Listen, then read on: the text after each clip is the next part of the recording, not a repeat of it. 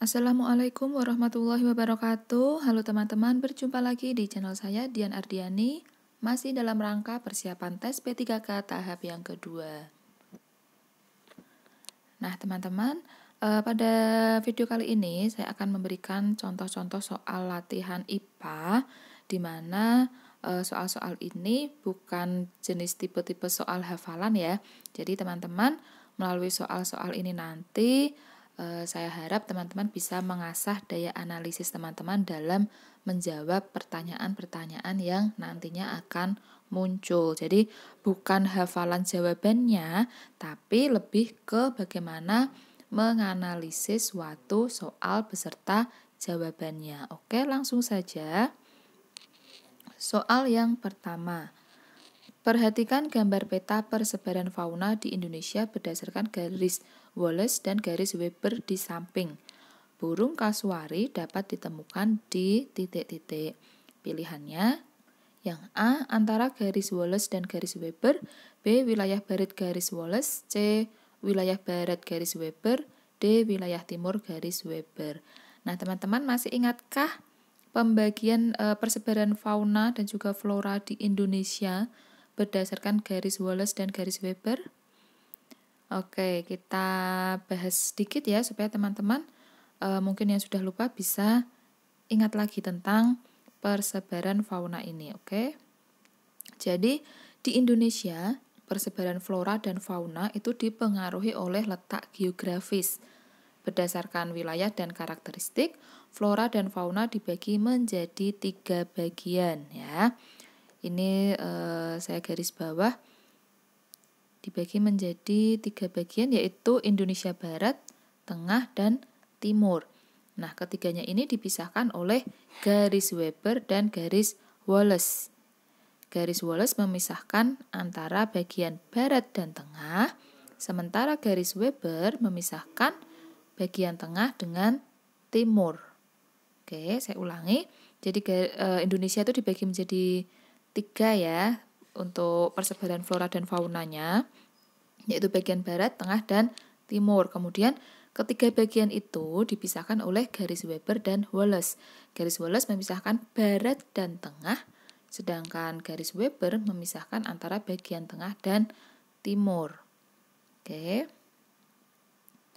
Nah, ini dia contoh persebarannya. Jadi yang bergaris biru, ini ya garis biru ini adalah garis Weber. Jadi memisahkan antara bagian tengah dan timur. Ya, ini tadi ya, saya ulangi. Weber memisahkan bagian tengah dan timur. Jadi ini garis Weber memisahkan antara tengah dan timur. Kemudian satunya adalah garis Wallace, itu memisahkan antara barat dan tengah. Nah, tipe-tipe hewannya contohnya, kita mulai dari yang bagian timur. Di situ ada hewan kasuari dan cendrawasih sebagai contohnya.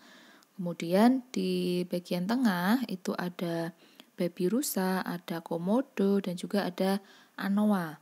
Kemudian untuk daerah wilayah barat itu ada harimau, orangutan, badak, gajah, dan sebagainya. Nah, tipe hewan yang berada di wilayah barat itu disebut dengan tipe asiatis. Dan yang di bagian tengah itu sering disebut dengan tipe peralihan. Sedangkan yang di bagian timur disebut dengan tipe australis. Nah, selain hewan-hewan ini, ada juga hewan-hewan yang lainnya. Ini contohnya. Jadi ada yang lebih lengkap ya. Di sebelah timur ada cendrawasih, kakak tua, kuskus. Kemudian yang di sebelah tengah ada babi rusa, anoa, burung maleo, komodo.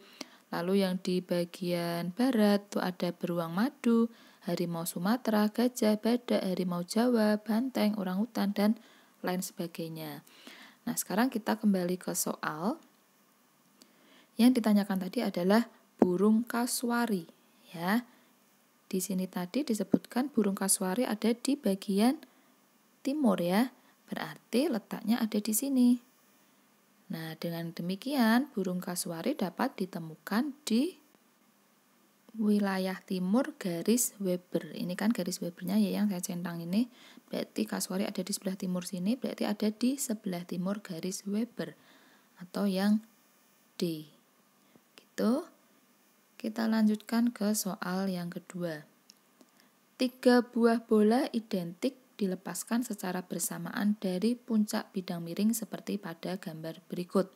Jadi ada 3 buah bola identik, berarti sama ukurannya. Itu dijatuhkan dari puncak bidang miring ya. Ini ada gambar yang pertama, gambar kedua, dan gambar ketiga.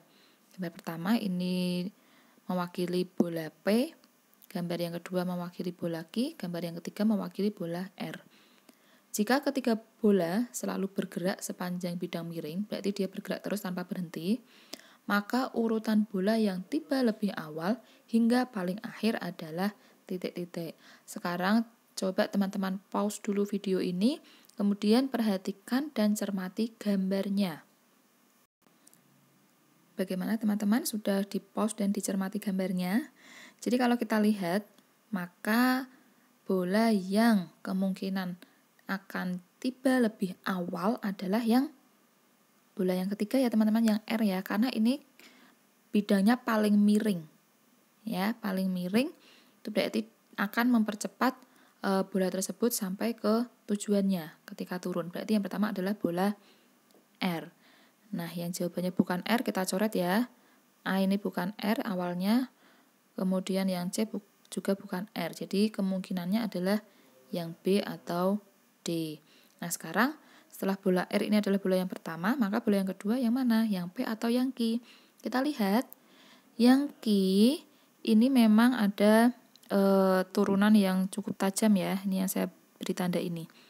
Tapi jika dilihat dari segi jarak yang ditempuh, ya, ini yang bola P, ini sekian yang ditempuh.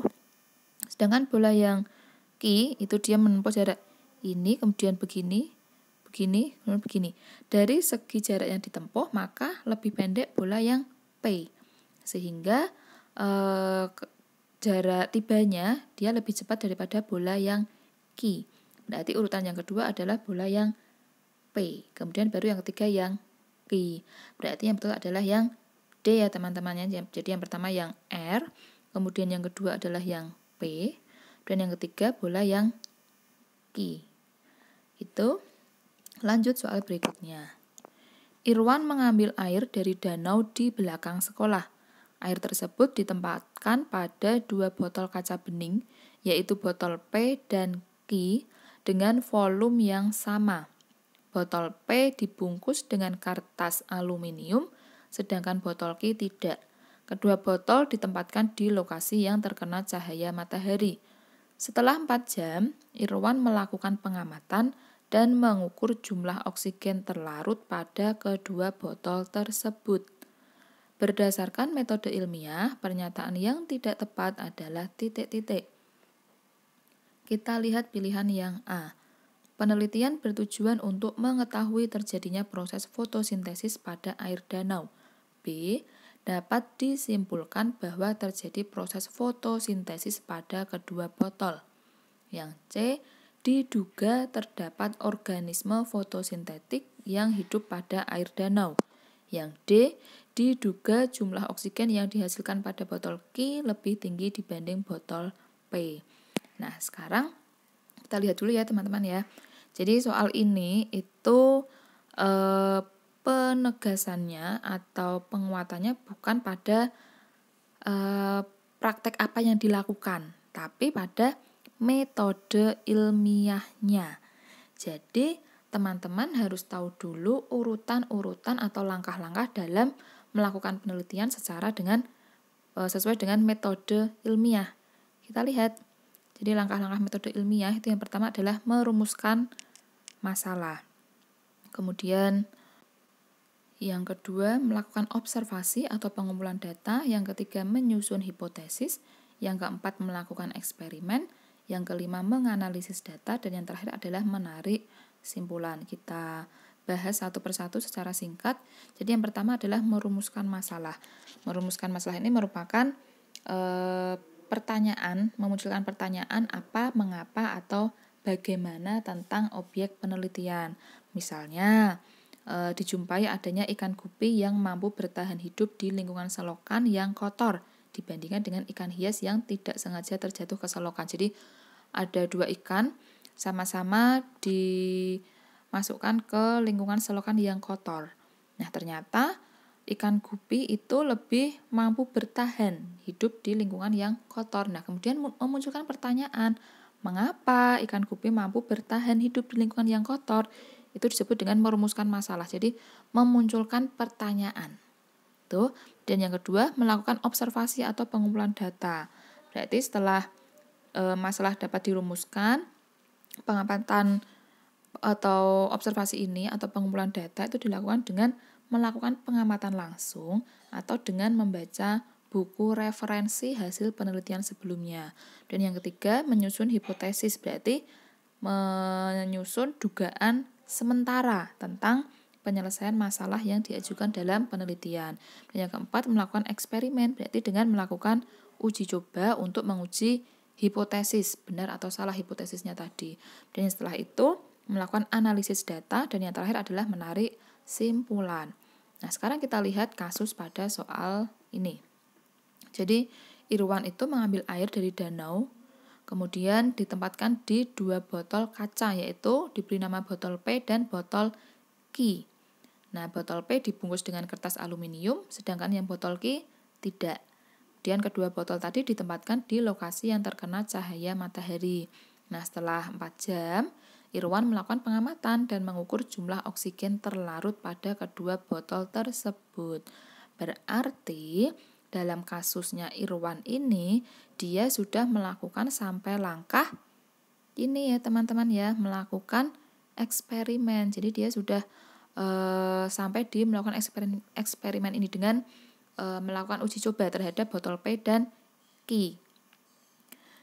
Berarti Irwan belum memasuki langkah menganalisis data dan menarik simpulan, belum sampai ini ya, belum sampai ke sini. Jadi pernyataan yang tidak tepat kita cari yang A, penelitian bertujuan untuk mengetahui terjadinya proses fotosintesis pada air danau. Betul ya, karena langkah ini berarti ada di merumuskan masalah tadi. Dan yang B, dapat disimpulkan bahwa terjadi proses fotosintesis pada kedua botol. Nah, ini yang tidak tepat. Mengapa?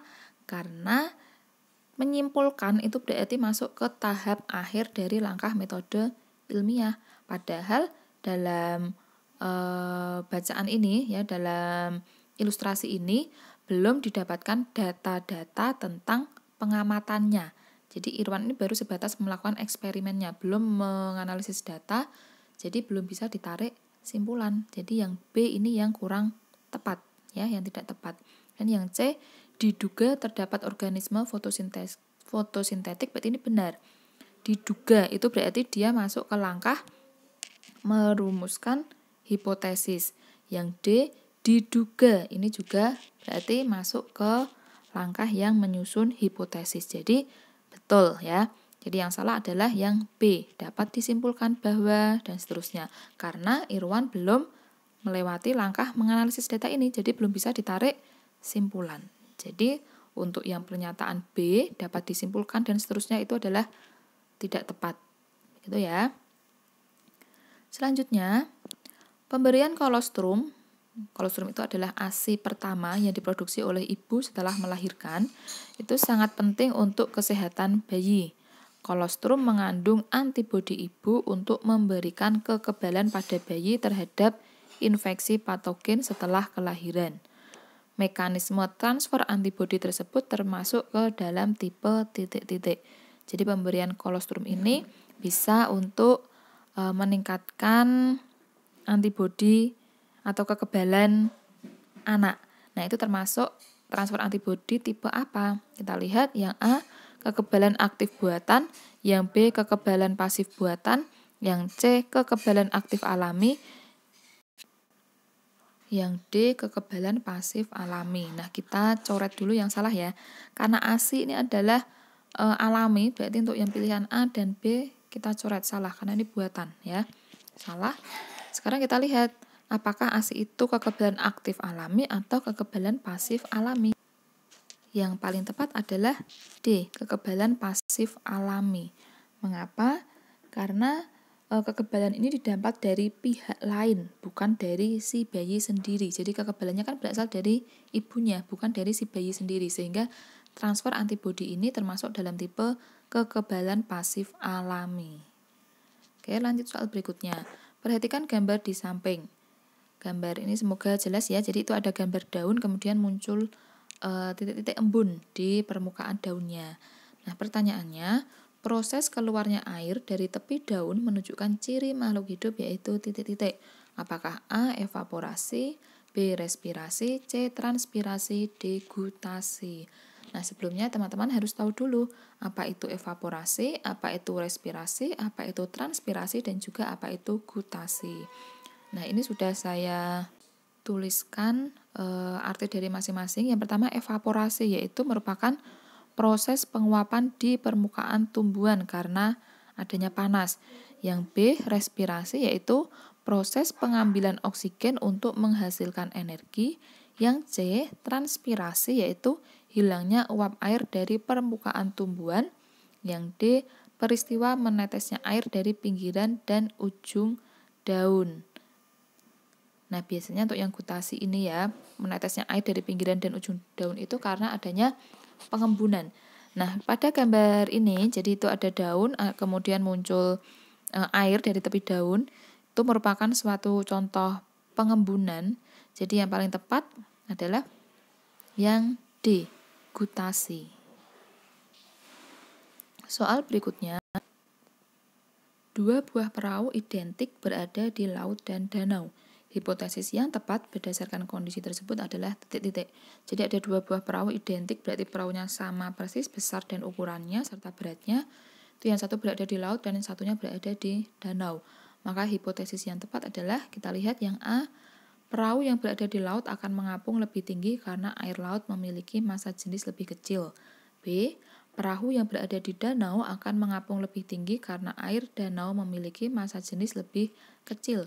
Yang C, massa jenis air laut lebih besar dari air danau, maka perahu akan mengapung lebih tinggi di air laut. Yang D, massa jenis air laut lebih kecil dari air danau, maka perahu akan mengapung lebih tinggi dari air danau. Nah, dari pilihan ini teman-teman silahkan analisis dulu. Jadi kalau ada perahu, yang satu di laut, satu di danau, maka dia akan mengapung lebih tinggi di laut atau di danau, teman-teman. Ya, jadi perahu itu akan mengapung lebih tinggi di air laut daripada di danau.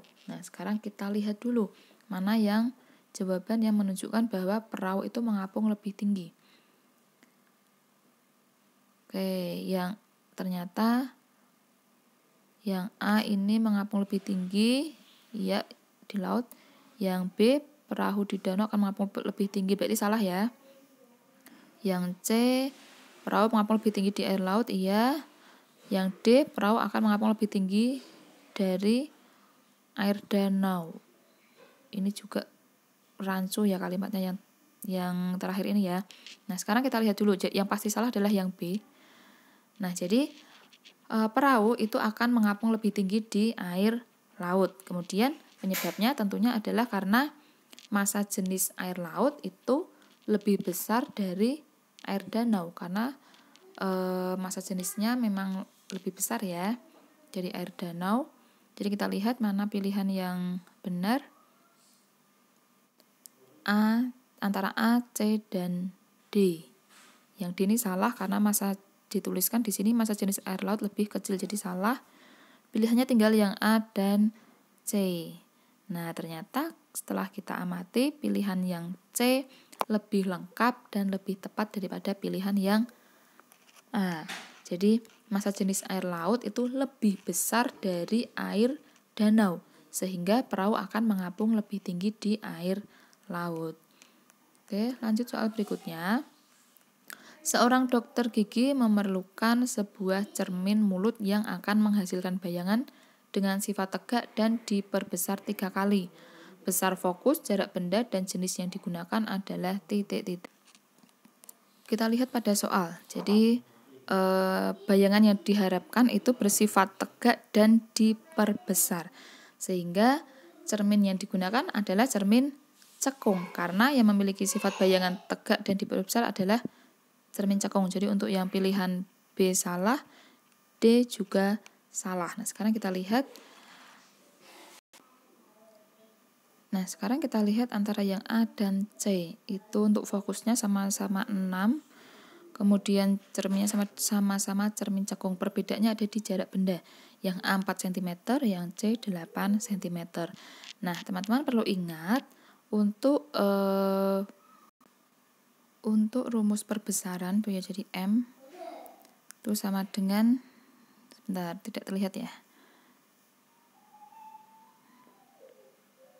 M sama dengan jarak fokus ke bayangan per jarak benda. Sehingga supaya bisa nilai M ini bisa diperbesar 3 kali, maka jarak benda ini ya harus lebih kecil dari jarak bayangan ke fokus. Jadi kita cari yang jarak bendanya lebih kecil daripada jarak bayangan ke fokus. Nah, kalau jarak fokusnya itu 6, berarti yang di bawah 6, yaitu yang A ya. Karena yang C ini 8, berarti lebih besar. Sehingga yang betul adalah yang A, fokusnya 6 cm, jarak bendanya ini lebih kecil dari jarak fokus ke bayangan, sehingga nanti bayangannya menjadi diperbesar. Kemudian untuk cermin yang memiliki sifat bayangan tegak dan diperbesar adalah cekung. Jadi yang paling tepat adalah yang A. Kita lanjut ke soal berikutnya. Rani memiliki 4 jenis tali, yaitu tali O, P, Q, dan R, yang dapat menahan beban maksimal masing-masing tanpa putus seperti pada gambar di bawah ini. Jadi untuk yang tali O itu bisa menahan beban sampai maksimal 2 kg. Kemudian yang P 3 kg maksimal, yang Q 5 kg, dan yang R 10 kg. Dari gambar tersebut, tali pada susunan manakah yang tidak akan terputus jika bentuk dan massa beban identik dengan gambar di samping? Asumsikan tali memiliki panjang dan diameter yang sama. Sekarang kita lihat. Untuk gambar yang A, di sini menggunakan tali O, berarti maksimal dia bisa menahan beban sampai 2 kg. Nah, kita lihat bebannya. Ini adalah bangun yang seperti ini ya. Kita lihat bangun ini, itu beratnya adalah 5 kg. Jadi otomatis dia tidak kuat karena talinya maksimal 2 kg, sedangkan beban di bawahnya adalah 5 kg. Jadi tidak kuat. Untuk yang A ini salah. Dan yang B kita lihat. Yang B, tali R itu kuat menahan beban sampai 10 kg. Sekarang kita lihat di bawahnya ada beban berbentuk lingkaran. Yaitu lingkaran ini beratnya adalah 2 kg. Jadi kuat ya. Tali maksimal bisa 10 kg, tapi dia hanya mengangkat beban 2 kg. Berarti ini yang atas tidak masalah. Dan yang bawah tali P. Tali P itu bisa menahan beban sampai 3 kg. Nah, di bawah P ini ada bangun persegi, dia 3 kg, berarti masih kuat juga. Dan yang bawahnya ada tali O. Tali O ini bisa menahan beban 2 kg, sedangkan bangun di bawahnya ada belah ketupat itu adalah 10 kg, berarti tidak kuat ya, karena maksimal tali O itu hanya bisa mengangkat 2 kg, sedangkan ini di bawahnya ada 10 kg, berarti salah. Dan yang C kita lihat tali R. R itu maksimal 10 kg, dia mengangkat beban trapesium ini adalah 5 kg, berarti kuat ya. Kemudian tali Q itu bisa menahan beban maksimal 5 kg. Di bawahnya ada persegi bebannya hanya 3 kg, berarti kuat juga. Dan yang terakhir tali P itu bisa menahan beban sampai 3 kg. Nah, di bawahnya bebannya adalah lingkaran seberat 2 kg. Berarti kuat juga ya, karena maksimalnya 3 kg hanya untuk mengangkat beban 2 kg. Jadi yang betul adalah yang C. Nah, sekarang kita lihat yang D. Yang D ini tali Q itu bisa menahan beban hanya 5 kg, sedangkan bangun di bawahnya ini adalah 10 kg. Jadi sudah pasti tidak kuat. Jadi yang betul adalah yang C. Nah, pertanyaan semacam ini sebenarnya mudah, teman-teman, hanya butuh ketelitian teman-teman saja. Tuh. Oke, lanjut soal berikutnya. 3 buah bola identik dijatuhkan dari ketinggian yang sama ke dalam 3 jenis cairan dengan kekentalan berbeda seperti pada gambar berikut. Ini ada gambar, jadi ada 3 bola identik, berarti ukurannya sama dan juga jenisnya sama. dimasukkan ke yang pertama botol berisi madu, kemudian yang kedua oli, dan yang ketiga sirup. Ini ya. Kemudian setelah 2 detik ternyata gambarnya seperti ini. Yang bolanya dimasukkan ke madu dia masih mengapung di atas di sini. Dan yang dimasukkan ke oli dia melayang di tengah-tengah sini. Dan yang sirup dia sudah sampai ke bagian dasar tabung. Nah, grafik yang menunjukkan kekentalan larutan secara tepat adalah kita lihat ya. Jadi semakin cepat bola itu bisa sampai ke bawah ke dasar itu berarti kekentalan cairan tersebut rendah. Jadi yang paling rendah kekentalannya adalah sirup, dan yang kedua adalah oli, dan yang ketiga yang paling kental adalah madu. Kita lihat dari grafik ini manakah yang mewakili pernyataan tersebut. Jadi untuk sirup itu kekentalannya paling rendah ya. Dan yang kedua oli, dan yang paling kental adalah madu. Jadi yang paling betul grafiknya adalah yang D ya. Silahkan teman-teman cermati sendiri grafiknya. Ya, ini juga soalnya mudah, hanya butuh ketelitian dari teman-teman saja. Oke, lanjut soal berikutnya. Okto melakukan perjalanan dari Jayapura menuju Padang dengan menggunakan pesawat. Pada pukul 7.20 waktu Jayapura, Okto berangkat dengan rute yang dilalui adalah Jayapura, Jakarta, Padang. Lama perjalanan dari Jayapura menuju Jakarta adalah 5 jam 30 menit, kemudian Okto transit selama 3 jam 20 menit. Perjalanan Jakarta-Padang ditempuh selama 1 jam 40 menit. Okto tiba di kota Padang pada pukul titik-titik WIB. Nah, sekarang kita lihat cara pengerjaannya. Jadi, Okto tadi berangkat dari Jayapura pukul 7.20. Ingat, Jayapura itu berada di kawasan wilayah waktu Indonesia Timur ya. Sedangkan pada soal ini jawabannya diminta dalam WIB, waktu Indonesia Barat, sehingga jam 7.20 tadi WIT 7.20 WIT kita ubah dulu atau kita samakan ke dalam waktu WIB. Jadi ketika di WIT itu jam 7.20, maka di WIB dia adalah jam 5.20. Ini sudah saya tuliskan ya. Nah, kemudian lama perjalanan dan transitnya kita lihat. Tadi yang pertama adalah 5 jam 30 menit. Ini sudah saya tuliskan. Kemudian transit selama 3 jam 20 menit. Ini di sini. Kemudian perjalanan Jakarta Padang 1 jam 40 menit ya. Nah, ketika waktu perjalanan dan transit itu dijumlahkan adalah 9 jam 90 menit atau 10 jam 30 menit. Maka waktu tiba di Padang adalah waktu berangkat ditambah lama perjalanan. Waktu berangkatnya tadi sudah diubah ke WIB adalah 5.20 ditambah dengan lama perjalanannya 10 jam 30 menit. Maka Okto akan sampai di Padang pada pukul 15.50 WIB. Jadi yang betul adalah yang C. Oke teman-teman, itu tadi adalah contoh-contoh soal yang membutuhkan daya analisis kita. Tidak sulit sebenarnya soalnya, hanya butuh keterampilan kita dalam menganalisis soal dan jawaban, kemudian juga ketelitian kita. Nah teman-teman, semoga video ini bermanfaat untuk teman-teman, dan saya doakan teman-teman semua bisa lulus tes P3K di tahap yang kedua ini. Semangat teman-teman!